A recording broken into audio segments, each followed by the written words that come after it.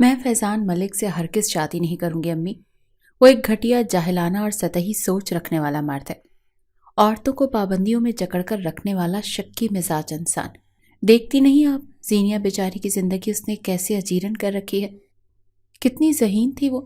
Matric میں مجھ سے بھی اچھے نمبر لیے تھے اس نے، مگر اس منحوس انسان نے اس کو آگے پڑھنے ہی نہیں دیا۔ کالج جانے کی اس کی حسرت ہی رہ گئی۔ گھر میں قید کر کے رکھا ہوا ہے۔ میک اپ، فیشن، کہیں جانا، گھومنا پھرنا، سب کچھ اس پر حرام ہے۔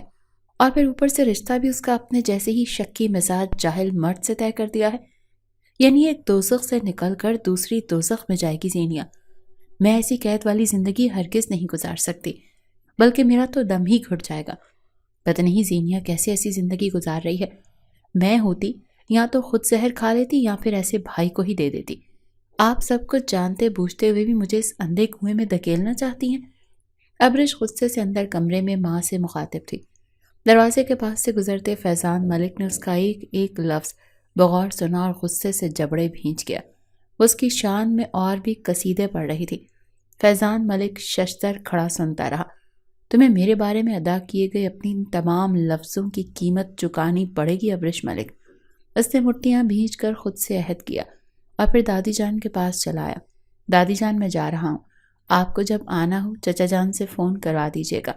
آپ نے اندر اٹھتے اشتعال کو بمشکل دباتے ہوئے اس نے کہا تھا۔ ہاں میرا بیٹا، جاؤ تم، میں تو اب تمہاری بات پکی کر کے ہی آؤں گی۔ قاسم کو تو کوئی اعتراض نہیں، مگر سائمہ نے ابرش سے بات کرنے کے لیے وقت مانگا ہے۔ وہ جیسے ہی ہاں کرتی ہے فوراً سے تمہارے نام کی انگوٹھی پہنا کر آ جاؤں گی۔ خوش فہمی میں مبتلا فہمیدہ خاتون نے مسکرا کر کہا۔ فیضان دانت بھینچ کر خاموش رہا۔ ابھی تو اس کے اپنے بارے میں زہر افشانیاں سن کر آ رہا تھا، پھر وہ خاموشی سے وہاں سے چلا آیا۔ اب اسے معلوم ہو چکا تھا کہ دادی جان مایوسی لوٹیں گی، سو وہ ذہنی طور پر انکار کے لیے تیار تھا۔ پھر وہی ہوا۔ دوسرے دن دادی جان اترے ہوئے چہرے کے ساتھ واپس آ گئیں۔ حاکم چچا انہیں خود چھوڑ کر گئے تھے۔ وہ اندر کمرے میں گیا تو دادی جان اس کی ماں کے آگے اونچی آواز میں غصے سے بول رہی تھی۔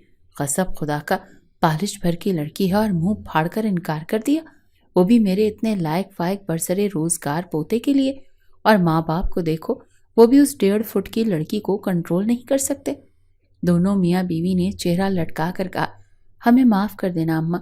ابرش نہیں مانتی، دادی جان نے غصے سے حاکم اور سائمہ کی نقل اتارتے ہوئے کہا۔ فیضان کی ماں اور ان کی بہو شاہدہ نے ناراضگی سے انہیں دیکھتے ہوئے کہا، ارے چھوڑیں اماں، میں نے آپ سے پہلے بھی کہا تھا، ابرش فیضان کے جوڑ کی نہیں ہے۔ سارا خاندان واقف ہے کہ وہ کس قدر خود سر، آزاد خیال اور بے باک لڑکی ہے۔ یہ تو آپ کی پوتی تھی جو میں راضی ہو گئی اس رشتے پر کہ آپ ناراض نہ ہو جائیں، ورنہ مجھے تو وہ فیضان کے لیے پسند ہی نہیں تھی، اور یہ بھی پتا تھا کہ وہ انکار ہی کرے گی کیونکہ اس نے باہر کی دنیا دیکھ رکھی ہے۔ اصل قصور تو حاکم بھائی کا ہے۔ آج تک ہمارے خاندان کی کوئی لڑکی کالج یونیورسٹی نہیں گئی اور انہوں نے بیٹی کو یونیورسٹی میں داخلہ دلوا دیا۔ معلوم ہے آپ کو، لڑکے بھی ہوتے ہیں وہاں۔ اب شرم و حیا والی تو ہے ہی نہیں آپ کی پوتی، جو لڑکوں سے خود کو دور رکھتی ہوگی۔ یقیناً کئی معاشقے چل رہے ہوں گے، اور میں ایسی لڑکی کو بہو بنانا پسند بھی نہیں کروں گی۔ اچھا ہوا اس نے خود ہی انکار کر دیا، ورنہ مجھے تو نہ بیٹی پسند ہے اور نہ ماں۔ ماں کو دیکھتی ہوں تو میرا دل جلنے لگتا ہے۔ گزرا وقت میری آنکھوں کے سامنے آ کھڑا ہوتا ہے جب اس نے… ارے بس بھی کرو شاہدہ، تم تو گڑے مردے اکھاڑنے بیٹھ گئی ہو۔ چلو تمہارے دل کی مراد بھی بار آئی۔ میرا اپنی پوتی کو اس گھر میں لانے کا خواب پورا نہیں ہو سکا۔ خوشیاں مناؤ تم۔ فہمیدہ خاتون نے کس قدر ناراضگی سے کہا۔ شاہدہ نے حیران ہو کر انہیں دیکھا۔ کمال کرتی ہیں اماں، آپ ناراض تو ایسے ہو رہی ہیں جیسے انکار ان کی طرف سے نہیں بلکہ میں نے کیا ہو۔ ساس اور بہو کے درمیان اب ہلکی پھلکی تو میں ہو رہی تھی۔ یہ کوئی نئی بات نہیں تھی۔ حاکم چچا اور ان کی بیوی بیٹی کو لے کر اکثر ساس بہو میں جھڑپ ہو جاتی تھی۔ وہ انہیں بحث کرتا چھوڑ کر چپ چاپ اپنے کمرے میں آ گیا تھا اور سوچنے لگا کہ اسے کیا کرنا چاہیے، کیونکہ شادی تو اسے ابرش سے ہی کرنی تھی، وہ بھی ہر حال میں، چاہے کچھ بھی ہو جاتا۔ پھر کافی دیر سوچ بچار کے بعد اس کے ذہن میں ایک آئیڈیا آیا۔ ابرش ملک سے شادی کرنے کے لیے واحد حل تھا اسے ٹریپ کرنا، محبت کے جال میں پھنسا کر شادی کے لیے راضی کرنا۔ ایک بار وہ اس کی دسترس میں آ جاتی پھر کوئی مسئلہ نہیں تھا۔ وہ سکون سے پرانا کھاتا کھولنے کا ارادہ رکھتا تھا جس میں اب کچھ نئے حساب بھی شامل ہو گئے تھے۔ اس کے پاس ابرش کا نمبر نہیں تھا۔ اس نے اسجد کو کال کی اور اس کا اور ابرش کا پھوپھی زاد تھا۔ فیضان کو یقین تھا کہ اسجد کے پاس ابرش کا نمبر ضرور ہوگا، کیونکہ اسجد اور ابرش میں خاصی بے تکلفی تھی۔ اس نے اسجد کو کال کی اور ابرش کا نمبر مانگا۔ اسجد نے پہلے تو حیرانگی کا اظہار کیا، پھر اس کی سنجیدگی دیکھ کر فوراً سینڈ کر دیا۔ نمبر ملتے ہی اس نے ابرش کو ٹیکسٹ بھیجا۔ ابرش یونیورسٹی کے کیفیٹیریا میں اپنی فرینڈز کے ساتھ بیٹھ کر گپیں لگا رہے تھے کہ اپنے موبائل پر انجان نمبر سے میسج دیکھ کر چونکی، اور پھر میسج میں فیضان ملک کا نام پڑھ کر تو اس کو زوردار جھٹکا لگا۔ ہیلو ابرش، میں فیضان ہوں، مجھے تم سے بہت ضروری بات کرنی ہے۔ فیضان ملک جیسا بد دماغ، اکھڑ مزاج اور مغرور انسان جو آج تک اس سے کبھی مخاطب نہیں ہوا تھا، زندگی میں پہلی دفعہ اس سے بات کرنا چاہتا تھا۔ وہ سخت حیران ہوتی اپنی فرینڈ سے ایکسکیوز کرتی ہوئی اٹھی اور باہر آ کر اس نے دھڑکتے دل کے ساتھ فیضان ملک کو جوابی میسج کیا۔ جی بولیں۔ اسے کچھ اندازہ تو ہو گیا تھا کہ وہ کس سلسلے میں بات کرنا چاہتا ہوگا۔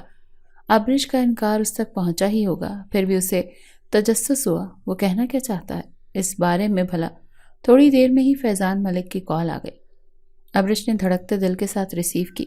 اگرچہ وہ اس کو اس کے سخت گیر مزاج کی وجہ سے پسند تو نہیں کرتی تھی، مگر بد دماغ، مغرور اور سخت گیر ہونے کے ساتھ ساتھ اس کا ایک روپ اور دبدبے والا روپ بھی تھا، جس کی وجہ سے خاندان کی ینگ جنریشن اس سے دبتی تھی۔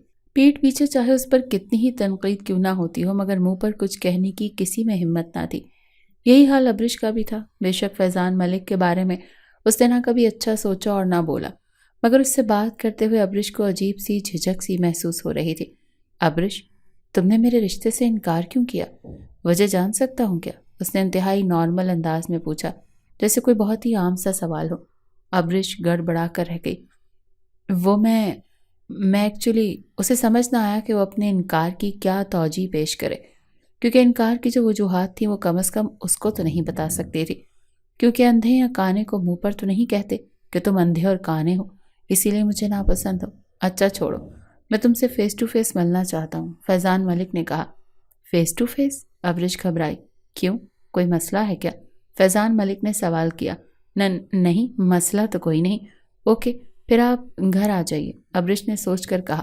نہیں، گھر نہیں، فیضان ملک نے فوری انکار کیا۔ میں تم سے کہیں باہر ملنا چاہتا ہوں، تمہارے گھر سے 15 منٹ کی دوری پر جو لاسانی ریسٹورانٹ ہے وہاں ٹھیک رہے گا ملنے کے لیے؟ تمہیں پہنچنے میں بھی مسئلہ نہیں ہوگا۔ آج 2 بجے وہاں پہنچ جانا، میں وہیں پر تمہارا انتظار کروں گا۔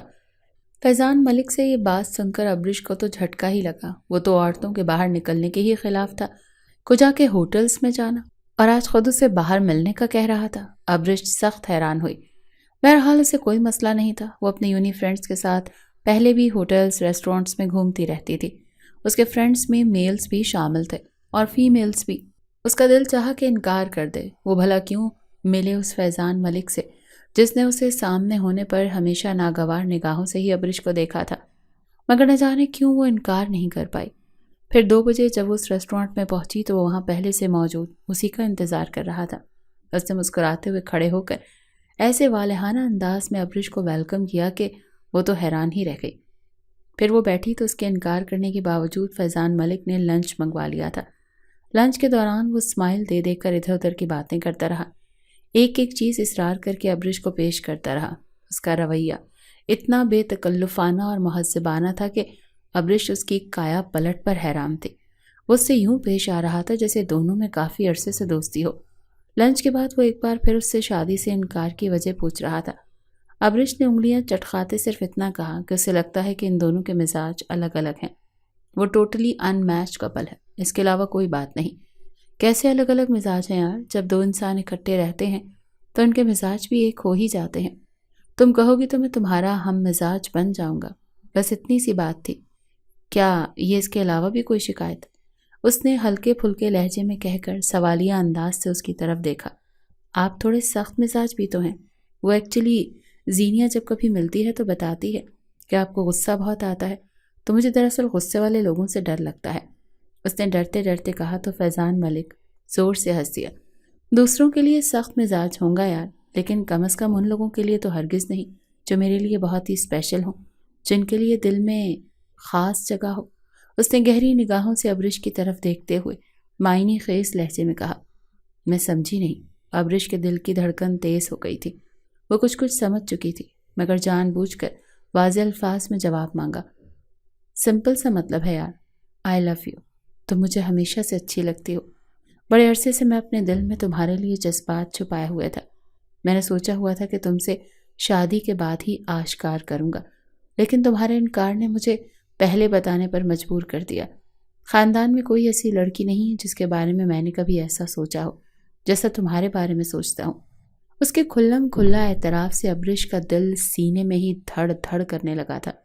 لیکن آپ نے تو مجھ سے کبھی بات بھی نہیں کی، گھر پر یا خاندان کی کسی بھی تقریب میں۔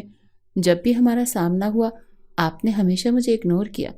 ابرش نے سوال بھی کیا اور شکوہ بھی، اس لیے کہ مجھے تمہاری عزت کا بہت خیال رہا، ہمیشہ ہی۔ ویسے بھی میں محبت کا اشتہار لگانا پسند نہیں کرتا ہوں۔ میں اس بات پر یقین رکھتا ہوں کہ اگر کوئی آپ کو پسند آ جائے تو پہلے اس سے جائز رشتہ بنائے اور پھر اس کے آگے اپنی محبت کا اظہار کریں۔ لڑکے لڑکی کی دوستی، افیئرز، مجھے یہ چیزیں پسند نہیں، اسی لیے میں نے تم سے کبھی بات کرنے اور فری ہونے کی کوشش نہیں کی۔ میں نے ہمیشہ سے سوچا ہوا تھا کہ تم میری ہو۔ آج جب دادی جان سے تمہارے انکار کا سنا تو شوق لگا، پھر چین اور سکون ہی غارت ہو گیا جیسے۔ ابرش، تمہیں مجھ سے جو بھی پرابلمز ہیں وہ کھل کر ڈسکس کرو۔ میں وعدہ کرتا ہوں کہ میں کبھی بھی تمہاری مرضی کے خلاف کوئی بات، کوئی کام نہیں کروں گا اور نہ تمہیں کسی بات کے لیے فورس کروں گا۔ تمہارے دل میں مجھے لے کر جو بھی خدشات یا ڈر ہیں میرے ساتھ شیئر کرو۔ اسے ٹیبل پر رکھا ابرش کا ہاتھ اپنے ہاتھ میں لیا تو اس کے پورے وجود میں جیسے برقی لہر دوڑ گئی تھی۔ نظریں اٹھا کر اس نے فیضان کی طرف دیکھا تھا، بلیو جینز پر ریڈ شرٹ پہنے، گھنے سیاہ بال جو سلیقے سے سیٹ کیے ہوئے تھے، سفید رنگ والا پرکشش چہرہ جس پر ہلکی سی بیئرڈ تھی۔ 28 سال کا وہ ایک ہینڈسم سا مرد تھا جو کسی بھی لڑکی کو اپنی طرف متوجہ کر سکتا تھا۔ ابرش یہ تو اچھے سے جانتی تھی کہ اس کے مزاج کو نظر انداز کر دیا جائے تو پرسنالٹی تو ہرگز بھی نظر انداز کرنے والی نہیں ہے۔ خاندان کی سب لڑکیاں ایک طرف اسے اکھڑ مزاج، بد مزاج، مغرور کہتی تھیں تو دوسری طرف اس کی وجاہت پر بھی مرتی تھیں۔ فیضان کے اصرار پر آہستہ آہستہ وہ تمام خدشات شیئر کرتی گئی جو اسے فیضان ملک کے حوالے سے لاحق تھے کہ وہ اس پر پابندیاں لگائے گا، اگر جاب کرنا چاہے گی تو جاب بھی نہیں کرنے دے گا، گھر میں قید کر دے گا۔ ایک ایک کر کے وہ سب کہتی چلی گئی اور فیضان ملک چپ چاپ سنتا رہا۔ اینڈ پر ساری باتیں یقین دہانی اور وعدے دے کر ابرش کو مطمئن کر دیا۔ جب وہ ریسٹورنٹ سے باہر نکلے تھے تب ابرش کی نا کو وہ ہاں میں بدلوا چکا تھا۔ ابرش کے چہرے پر شرمگی مسکان تھی جبکہ فیضان ملک بھی مسکرا رہا تھا۔ وہ اس کی ہاں کرنے پر خوش تھا یا کوئی اور وجہ تھی، یہ تو وقت ہی بتا سکتا تھا۔ پھر ابرش کی ہاں پر سبھی خوش تھے سوائے فیضان ملک کے ماں شاہدہ پر، جو اس کے پھر سے ہاں کرنے پر حیران تھی۔ زینیا جو ابرش کی ہم عمر اور دوست تھی، یہ سن کر کہ ابرش اس کی بھابھی بننے کے لیے راضی ہے، بے تحاشا خوش ہوئی۔ اس نے ڈرتے ڈرتے فیضان لالا سے کہا، وہ ابرش سے بات کرنا چاہتی ہے، کیا وہ حاکم چاچو کے موبائل پر کال کر کے بات کروا دیں گے؟ پھر اس کی حیرت کی انتہا نہ رہی جب فیضان لالا نے منع نہیں کیا اور ابرش سے اس کی بات کروائی۔ زینیا کے لیے یہ بات بھی شدید حیرت کا باعث تھی کہ وہ ابرش سے شادی کرنے پر رضامند کیسے ہو گیا تھا، کیونکہ وہ تو ہمیشہ سے ابرش کو سخت ناپسند کرتا تھا اور زینیا کو بھی منع کرتا تھا اس سے ملنے سے۔ ابرش کی ہاں کرتے ہی منگنی کی تیاریاں ہونے لگیں، مگر فیضان نے منگنی سے منع کر دیا۔ وہ ڈائریکٹ شادی کرنا چاہتا تھا، وہ بھی 1 ہفتے کے اندر اندر۔ باقیوں کو تو اعتراض نہیں تھا مگر ابرش نے سنا تو گھبرا گئی۔ پھر اس نے فیضان ملک سے منوا لیا کہ وہ 1 مہینہ صبر کر لے، کیونکہ 1 منتھ بعد اس کے لاسٹ سیمسٹر کا ایگزامز تھا۔ وہ پڑھائی سے فارغ ہو کر ہی شادی کرنا چاہتی تھی۔ فیضان ملک نے اس کی بات تو مان لی تھی، لیکن اس کے ساتھ ہی وہ بار بار اس پر اپنی محبت اور بے قراریاں جتا کر اسے خود پر رشک کرنے پر مجبور کر دیا کرتا تھا۔ وہ اسے ڈھنگ سے ایگزامز کی تیاری بھی نہیں کرنے دے رہا تھا، آدھی آدھی رات تک اسے جگائے رکھتا تھا اور رومانٹک چیٹ کرتا۔ ابرش کو تو یقین نہیں ہوتا تھا کہ یہ وہی سخت مزاج کھڑوس انسان ہے جس کے بارے میں اس کا خیال تھا کہ عشق و عاشقی کی عین بھی اسے نہیں آتی ہوگی، مگر یہ تو بہت ہی گھنا انسان نکلا تھا۔ ویڈیو کال اور چیٹ پر بھی دل نہ بھرتا تو دیدار کے لیے اس کی یونیورسٹی پہنچ جاتا تھا۔ ایک دن ابرش نے جھجکتے ہوئے کہا، فیضان پلیز آپ زیادہ مت آیا کریں، میری فرینڈز میرے پیچھے پڑ جاتی ہیں، کہتی ہیں ہمیں بھی ملواؤ اپنے کزن سے۔ تو وہ کہنے لگا میں کیا کروں یار، مجھ سے تمہارا دیدار کیے بنا اب رہا نہیں جاتا۔ ایک تو تم نے مجھ غریب پر ظلم کرتے ہوئے شادی 1 مہینہ لیٹ کروا دی ہے، اوپر سے ملنے سے بھی منع کرتی ہو۔ ایسا تو نہ کرو یارا، وہ لہجے میں بے چارگی سا مو کر بولا۔ ابرش شرمندہ ہو کر انگلیاں چٹکانے لگی۔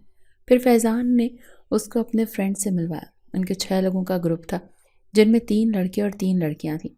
بہت جلد فیضان ملک بھی ان سب کے ساتھ فری ہو کر ان کے گروپ کا حصہ بن گیا تھا۔ اب وہ جو بھی پلان بناتے گھومنے یا باہر جانے یا لنچ کا، تو اب اس میں فیضان ملک کو بھی شامل کرتے۔ وہ بھی اپنے تمام کام چھوڑ کر بھاگا آتا۔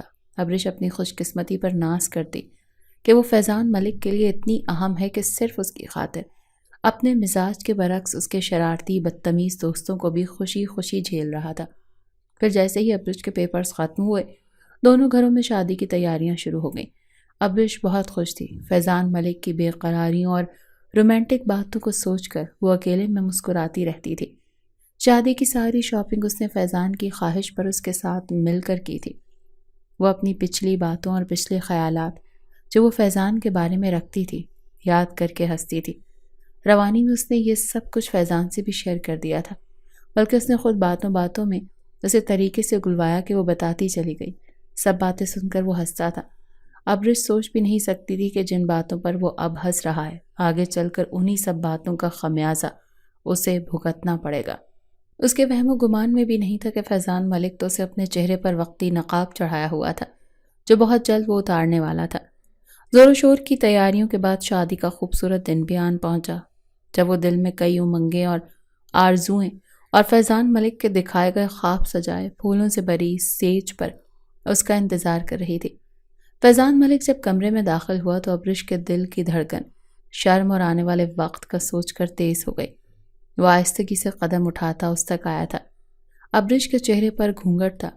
دھڑ دھڑ کرتے دل کے ساتھ اس کے گھونگھٹ اٹھانے کے منتظر تھی کہ اچانک اس کے سر سے اتنی بے دردی اور بے رحمی سے فیضان ملک نے دوپٹہ کھینچا کہ اس کی چیخ نکل گئی، کیونکہ دوپٹے میں بہت سی پنس لگی ہوئی تھیں جن میں بال بھی مقید تھے، اسی لیے دوپٹہ کھینچنے سے بال بھی بری طرح کھینچ گئے تھے، کئی تو جڑ سے اکھڑ گئے تھے۔ ابرش اس افتاد پر ہکا بکا رہ گئی تھی۔ کیا سوچا تھا تم نے ابرش ملک کہ بہت پیار سے تمہارا استقبال ہوگا؟ فیضان ملک تمہارے قدموں میں پھول نچھاور کرے گا، تمہارے اس حسن سے گھائل ہو کر تم پر مر مٹے گا، وہ حسن جس نے نہ جانے تم نے کتنے مردوں کو رچھایا ہوگا، کتنوں نے تمہیں چھوا ہوگا۔ نفرت کرتا ہوں میں تم جیسی بے حیا اور بے باک لڑکیوں سے۔ پورے خاندان میں تم جیسے کریکٹر لیس بے حیا لڑکی کوئی دوسری نہیں جو کھلے عام لڑکوں سے دوستیاں یاریاں رکھتی ہے، ملاقاتیں کرتی ہے، اور بھی بہت کچھ کرتی ہوگی۔ وہ تو ابھی مجھے پتہ چل ہی جائے گا کہ تم کتنی دودھ کی دھلی ہو۔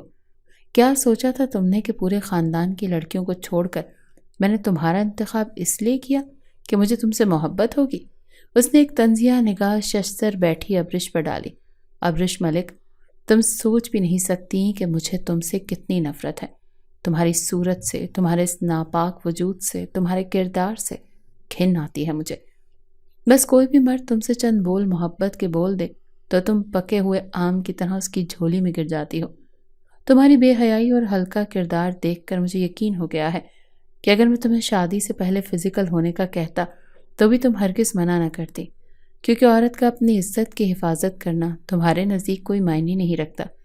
تم تو بہت ماڈرن ہونا، بہت پڑھی لکھی، مہذب، اور میں جاہل گھٹیا جو عورتوں پر پابندیاں لگانے انہیں قید کر کے رکھنے کا قائل ہوں۔ میرے جیسے شخص کو تو زہر دے دینا چاہیے جو عورت کو آزادی نہیں دیتا ہے نا؟ یہی کہا تھا نا تم نے اس وقت جب اپنی ماں کے سامنے مجھ سے شادی سے انکار کر رہی تھی؟ سب کچھ سنا تھا میں نے، اس نے ابرش کی حیرت اور خوف سے پہلی آنکھوں میں دیکھ سرد آواز میں کہا۔ ابرش فیضان ملک کے اس بدلے روپ پر پھٹی پھٹی آنکھوں سے اس کی طرف دیکھ رہی تھی۔ فیضان ملک کی آنکھوں سے اس وقت وہ محبت اور زبان سے وہ نرمی غائب تھی جو پچھلے 1 مہینے سے وہ دیکھ رہی تھی۔ اب اس کے چہرے پر وہی پہلے والے سخت تاثرات نظر آ رہے تھے جو وہ ہمیشہ سے دیکھتی آئی تھی، البتہ نفرت وہ آج پہلی مرتبہ دیکھ رہی تھی۔ لیکن میرا قصور کیا ہے؟ اگر آپ کو مجھ سے محبت نہیں تھی تو پھر وہ محبت بھری باتیں، مجھ سے ملنا، وہ سب کیا تھا؟ بڑی دیر لگی تھی اسے شوق سے نکل کر سوال کرنے میں۔ وہ سب جھوٹ تھا، ڈرامہ تھا جو میں نے دل پر پتھر رکھ کر کیا، تم سے شادی کے لیے، تمہیں اپنی دسترس میں لانے کے لیے، فیضان ملک کے اس انکشاف نے اس کے سر پر بم پھوڑا۔ تو کیوں کرنا چاہتے تھے مجھ سے شادی، یہ بتائیں، اس نے روتے ہوئے کہا۔ صبر رکھو، بہت حساب نکلتے ہیں تمہارے، آرام سے بتاؤں گا، فی الحال آج ہماری شادی کی رات ہے۔ اگر تمہارے حسن کو خراج پیش نہ کیا جائے تو بہت بڑی زیادتی ہوگی تمہارے ساتھ، آخر کو اتنے ہتھیاروں سے لیس ہو کر آئی ہو۔ فیضان ملک مسکراتے اس کے قریب ہوا تو اس نے نفی میں سر ہلاتے روتے ہوئے پیچھے کو کھسکنا چاہا، مگر فیضان ملک نے اسے ایسا نہیں کرنے دیا۔ اس کے پاس آنسو بہانے کے سوا کوئی چارہ نہیں تھا۔ فیضان ملک نے جس طرح اس کی تذلیل کی تھی وہ خود سے بھی نظریں نہیں ملا پا رہی تھی۔ اٹھو، یہاں آرام کرنے کے لیے نہیں لایا تمہیں۔ سب اس نے ابرش کو کھینچ کر بستر سے اتارا۔ مجھے میرا قصور بتا دیں، ایسا کیا کیا ہے میں نے جس کی اتنی بڑی سزا دی ہے، مجھے اتنا بڑا دھوکہ دیا ہے۔ وہ روتے روتے کارپٹ پر بیٹھ گئی تھی۔ قصور بتاؤں گا تمہیں تمہارا، تو سنو، تمہارا قصور یہ ہے کہ تم سائمہ حاکم کی بیٹی ہو، وہ سائمہ جس نے میری خالہ کے حق پر ڈاکہ ڈالا، جس کی وجہ سے ساری زندگی میری خالہ اپنے شوہر کی محبت کو ترسی، اپنے حقوق کو ترسی، اور پھر آخرکار تمہاری مکار بد کردار ماں نے طلاق دلوا دی اور وہ اس صدمے کو جھیل نہ سکی اور مر گئی۔ بہت کلوز تھا میں خالہ سے، تمہاری ماں کے کیے گئے مظالم کا چشمدید گواہ ہوں میں۔ راتوں کو اٹھ کر روتے دیکھا ہے میں نے صفیہ خالہ کو۔ تمہاری ماں نے اپنی اداؤں سے حاکم چچا کو پھانسا اور پھر یہ گر تمہیں بھی سکھا دیا، مردوں کو پھانسنے کا گر۔ وہ نفرت سے بھرپور لہجے میں بولا تو اس الزام پر ابرش تڑپ کر اس کی طرف دیکھنے لگی۔ میں نے کسی مرد کو نہیں پھانسا، ورنہ میرا کردار داغدار ہے، یہ بات آپ خود بھی اچھی طرح سے جانتے ہیں۔ ابرش کا اشارہ کس طرف تھا وہ سمجھ گیا تھا۔ اس کے ماتھے پر بل آ گئے۔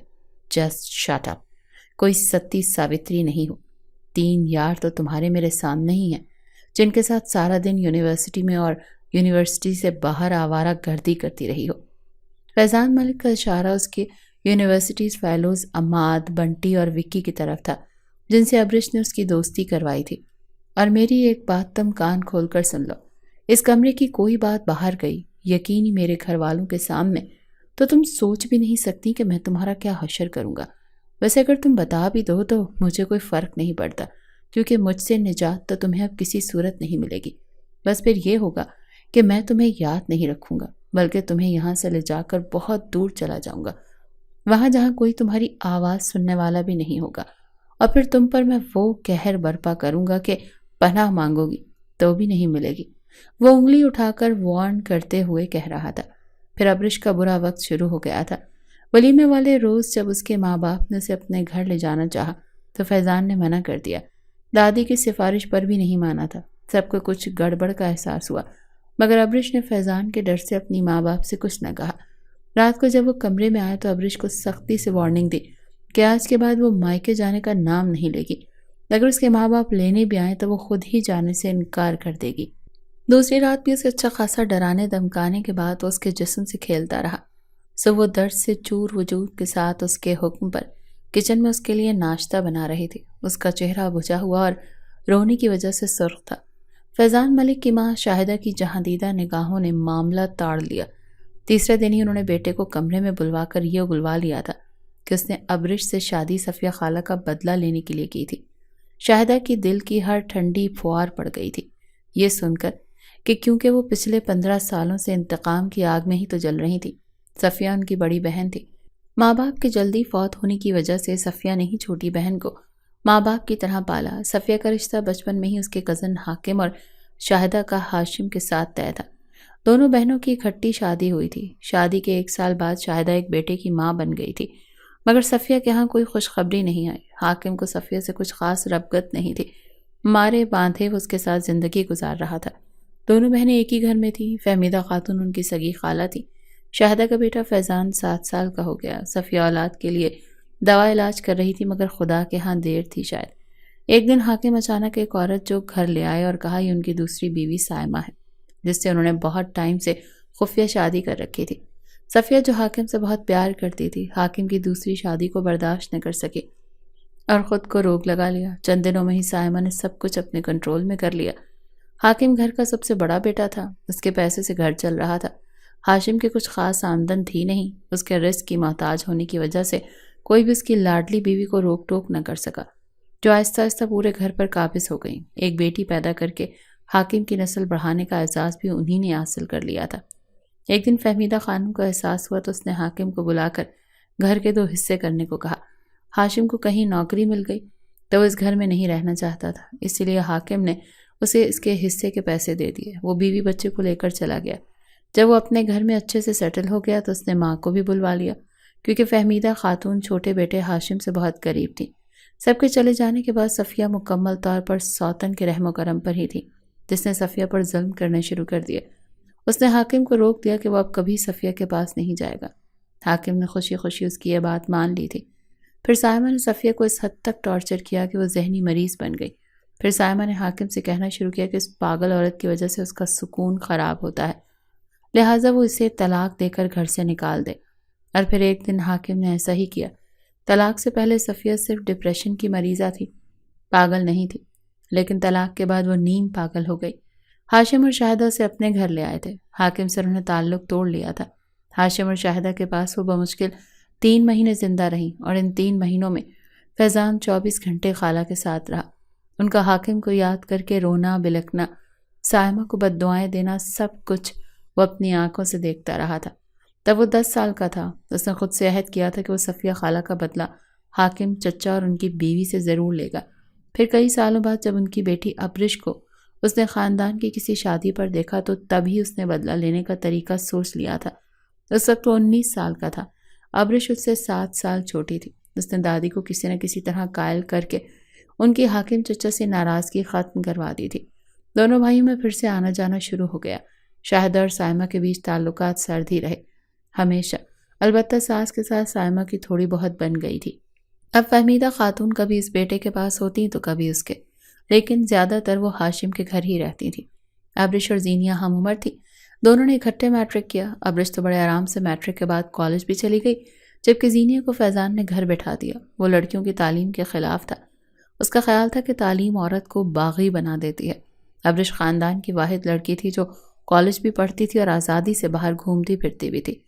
فیضان ملک نے کئی بار زینیہ سمیت اپنے خاندان کی دوسری لڑکیوں کو ابرش کی قسمت پر رشک کرتے سنا تو اس کے اندر ابرش کے لیے غیظ و غضب اور نفرت بڑھنے لگا، جو وقت کے ساتھ ساتھ گہرا اور مضبوط ہوتا چلا گیا۔ حاکم اور سائمہ سے صفیہ خالہ کا بدلہ لینے کے لیے اس نے ابرش کو چنا۔ وہ ان کی اکلوتی بیٹی تھی، اسے تکلیف ہوتی تو لازمی وہ بھی تڑپ جاتے۔ پھر فیضان ملک اور شاہدہ نے مل کر ابرش کا جینا دوبھر کر دیا۔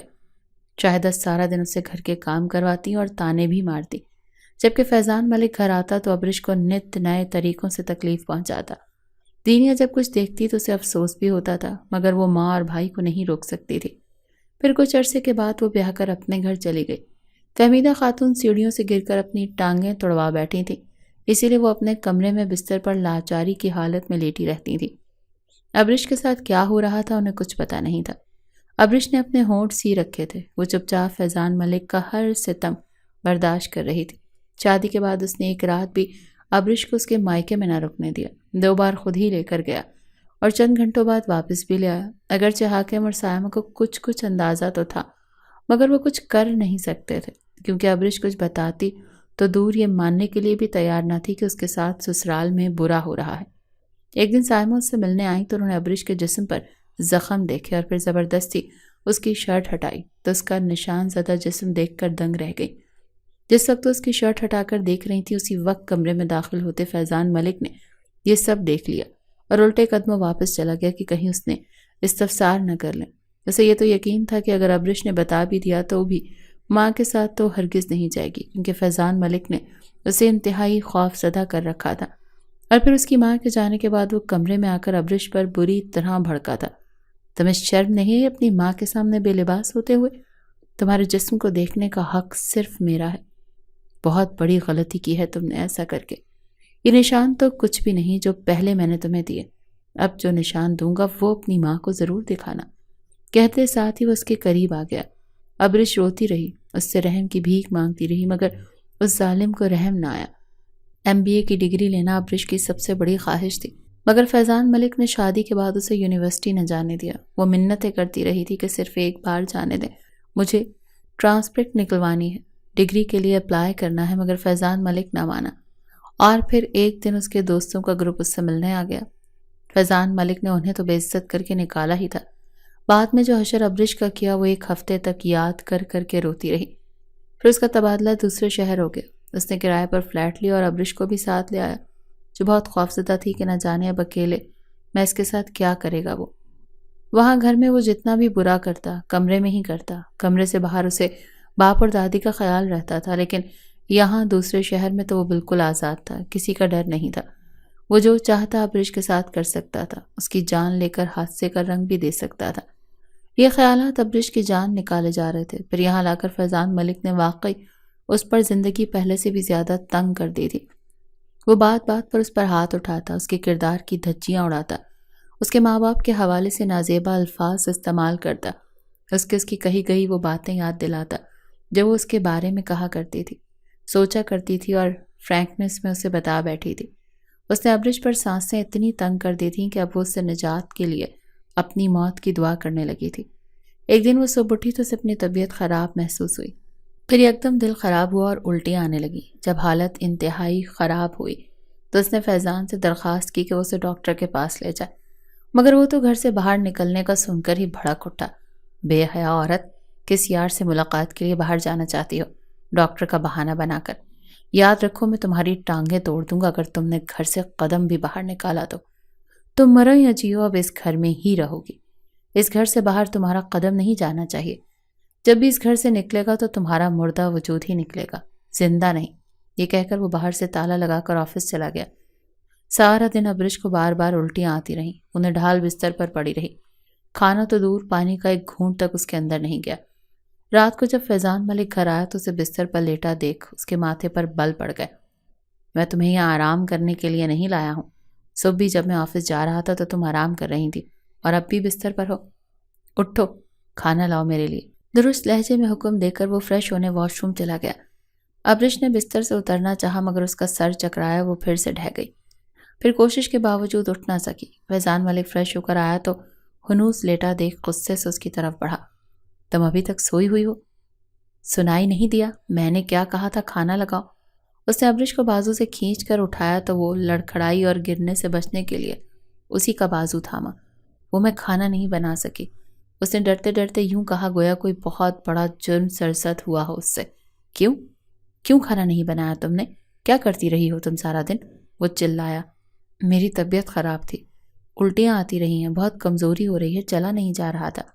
اس کے آنسو گرنے لگے۔ مرو تم، مر کیوں نہیں جاتی تاکہ جان چھوٹے؟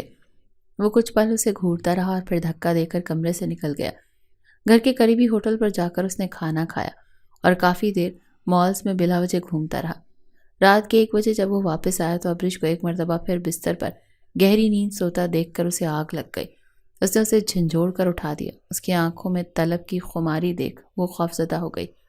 میری طبیعت بہت خراب ہے، میں نے صبح سے کچھ نہیں کھایا، اس نے التجائی انداز میں اسے کہا، مگر فیضان ملک اس کی حالت اور بات پر توجہ دیے بنا اسے اپنی طرف کر چکا تھا۔ وہ چاہ کر بھی خود کو نہیں چھڑا سکتی تھی، اس لیے اذیت سے آنکھیں میچ گئی تھی۔ صبح اس کی طبیعت اتنی خراب تھی کہ وہ اٹھنے کی حالت میں نہیں تھی، لیکن فیضان ملک نے اسے زبردستی اٹھا دیا تھا اور اسے ناشتہ بنوایا تھا۔ اس کے آفس جانے کے بعد ابرش نے سکون کا سانس لیا، نیم گرم دودھ کا گلاس پیا تو کچھ توانائی محسوس ہوئی۔ پھر جیسے تیسے کر کے اس نے گھر کا کام بھی کیا۔ عصر کے وقت اس کی آنکھ لگی تو پھر وہ اٹھ ہی نہ سکی۔ فیضان ملک جب شام کو گھر آیا تو سوتا دیکھ پھر بھڑک اٹھا۔